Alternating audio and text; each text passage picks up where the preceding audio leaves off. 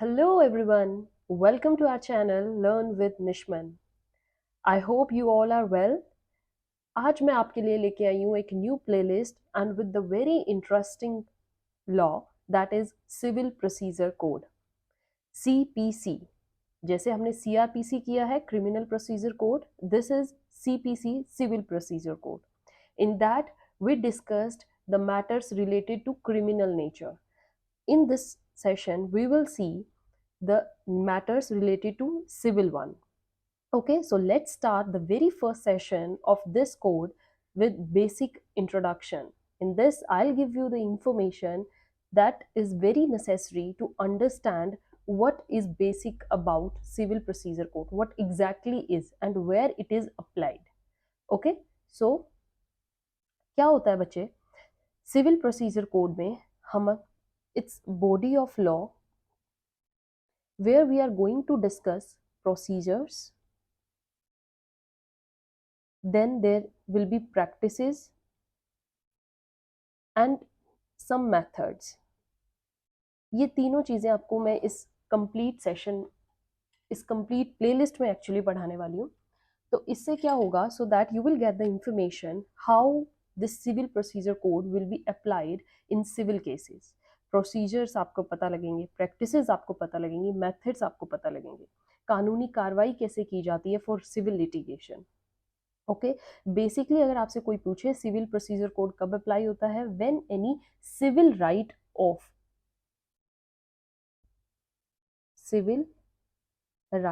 Of citizen is violated, जब उसके civil right का हार्म होता है बच्चे, इन्फ्रिंजमेंट होती है, then this CPC is used.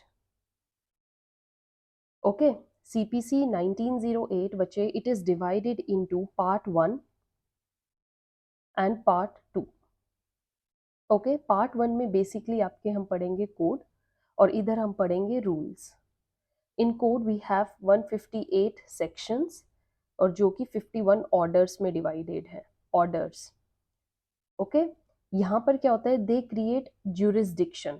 Okay, they create limit, एक ज्यूरिसडिक्शन क्रिएट करते हैं. अब बात है रूल्स पे. रूल्स में आपको पढ़ेंगे आप स्केड्यूल्स. Okay, schedule. और इसमें क्या होगा, यहाँ पर था they create limit, they create jurisdiction, and here we will see how to follow that jurisdiction. Okay, how to follow those rules. Jurisdiction समझ में आया बच्चे? In case of conflict between rules and code, by chance कोई rule या कोई code में कोई conflict आ रहा है या आपको ये लग रहा है कि हम किसको चूज करें, then this code shall prevail. Okay, code prevail करते हैं बच्चे, जो रूल्स होते हैं therefore they are subordinate to code. Aim of basically CPC क्या एम है, it consolidates and amends all the procedure to be followed by civil courts in civil litigation. ये वो सारे प्रोसीजर्स के बारे में बताते हैं जो सिविल कोड में स्टार्ट होते हैं, सिविल कोर्ट्स में परफॉर्म होते हैं in civil litigation. Civil litigations बच्चे जो सिविल केसेस होते हैं. Okay, so that is what basically our CPC is all about.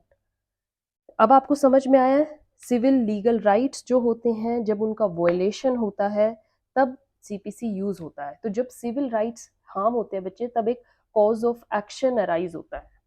Okay, cause of action. और जो ये कॉज ऑफ एक्शन होता है, क्या होता है इसमें, that a person has got a civil right, suppose कीजिए, और जो उसका वो राइट है उसको वायलेशन हुई है. Since it is violated he will get a cause of action. Action लेने का उसको एक कॉज मिल जाएगा. ठीक है, तो उसके पास एक रीजन होगा एक्शन लेने का. I have a substantive legal right, suppose कीजिए मेरे पास एक सिविल लीगल राइट है. Someone violated my legal right and therefore I get the right to seek remedy against him. अब मेरा क्या हक बनता है कि मैं, जो मेरा राइट हार्म हुआ है, मैं उसके अगेंस्ट एक रेमेडी डिमांड कर सकती हूँ. So that it is a cause of action which leads to get you a remedy from the court. So if I have got a cause of action, so you must have the mechanism by which you can enforce your remedy. मुझे एक procedure follow करना पड़ेगा अपनी वो remedy लेने के लिए, ठीक है, अपना हक लेने के लिए। और वो जो प्रोसीजर है वही हमारा इसमें दिया गया है सिविल प्रोसीजर कोड, ठीक है। वो कैसे प्रोसीजर अप्लाई करना है, स्टेप बाय स्टेप मुझे कैसे जाना है, that is given in CPC.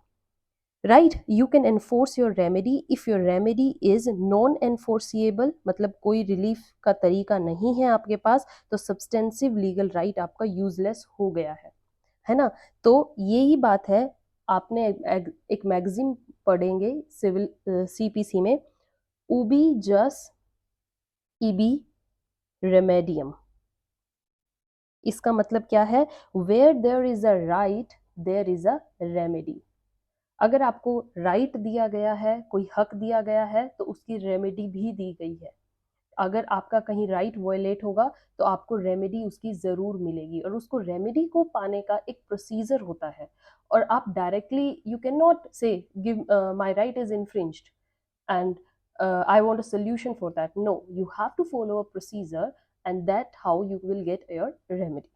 Right, so remedy in the real sense, if other party commits a breach मतलब कोई लॉ है, कोई रूल है, कोई एक कोड दिया गया है, अगर जो नेक्स्ट पार्टी है, ऑपोजिट पार्टी है, वो उसका उल्लंघन करती है, ठीक है, उसको फॉलो नहीं करती है, उसका ब्रीच करती है, then you can enforce your right, आप अपना राइट मांग सकते हैं। You can claim damages from him, है ना, you can claim specific performance from him. आप कह सकते हो या तो मेरे नुकसान की भरपाई करो, या जो मेरा काम था उसको पूरा करके दो, है ना। You can claim injunction against him, court से आप मांग सकते हो कि इसके खिलाफ एक इंजंक्शन ऑर्डर दे। इंजंक्शन ऑर्डर मतलब उसको उसी सिचुएशन में वहीं रोक दे, ठीक है, उसको कोई भी नेक्स्ट स्टेप लेने से मना कर दिया जाए। So there are remedies available, जो कि हम आगे सीपीसी में पढ़ने वाले हैं। So where there is a right you are given a remedy, but if that remedy is non enforceable, non enforceable मतलब आप उस रेमेडी की डिमांड नहीं कर सकते हैं, then that remedy become useless, and therefore this magazine also fails there, है ना। And that is where CPC plays the complementary role with substantive law. Okay, जिस भी काम के लिए अगर रेमेडी नहीं दी गई है तो वो राइट आपका क्या हो गया, यूजलेस। तो उस राइट को भी यूजलेस ना होने से बचाने के लिए सिविल प्रोसीजर कोड हमें दिया गया है। सब्सटेंसिव लॉ इसको बोलते हैं। इसको सब्सटेंसिव लॉ क्यों बोला गया है, it because this law gives you right, उसके वॉयलेशन पर आपको रेमेडी देता है, और सीपीसी उस रेमेडी को एनफोर्स करने का तरीका, प्रोसीजर बताता है। Substantive law gives you the legal right. It also gives you remedy in case of legal right is violated. And the CPC gives you mechanism that right and remedy can be enforced.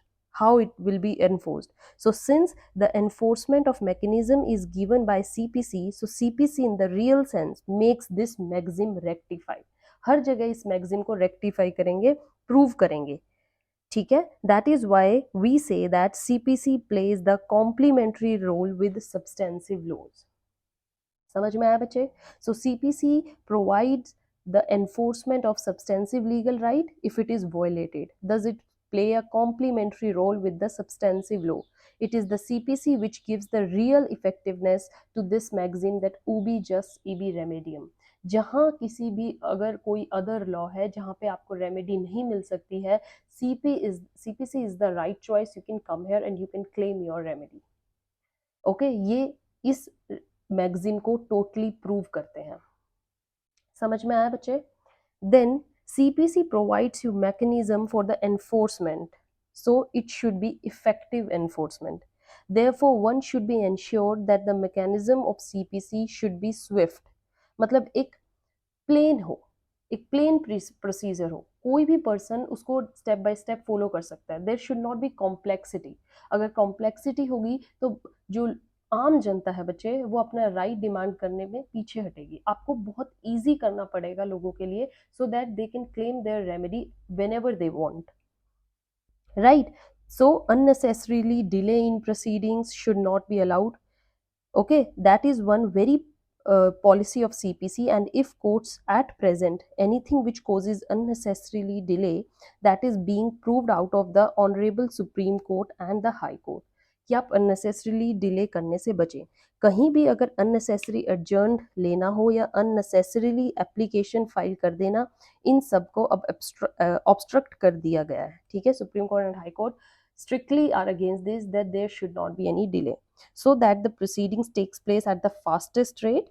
It is not only about CPC proceeding mechanism, it is about CPC providing effective and swift mechanism.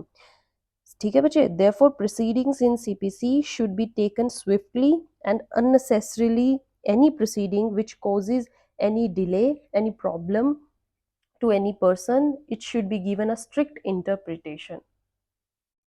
ठीक है बच्चे, सो ये हमारा CPC कहता है। अगर अब आपसे कोई CPC के बारे में पूछे, you are now well aware about it, what actually it is. It basically gives the remedy for civil rights violation. Criminal rights violation के लिए हमारे पास क्रिमिनल प्रोसीजर कोड है, सिविल राइट्स के लिए हमारे पास सिविल प्रोसीजर कोड है। Okay, so if somebody ask you what is the scope of CPC, तो स्कोप क्या होगी बच्चे, इट डजेंट अफेक्ट और सुपरसीड एनी स्पेशल लॉ। कोई भी अदर लॉ है ये उसको ना अफेक्ट करता है।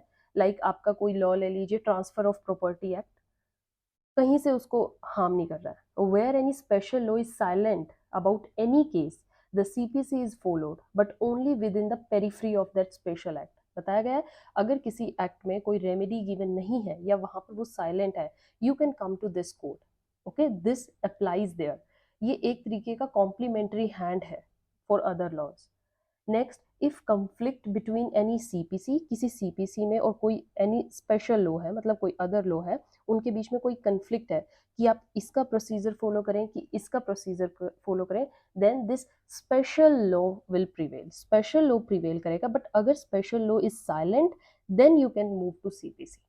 ओके, तो इसका मतलब बिल्कुल डायरेक्टली प्रूव है that CPC doesn't overpower any other laws, it doesn't affect their procedure or their mechanisms or their provisions, it is separate from others, in simple words. Right bache, so this is about civil procedure code. This is the basic information which I gave you in this session.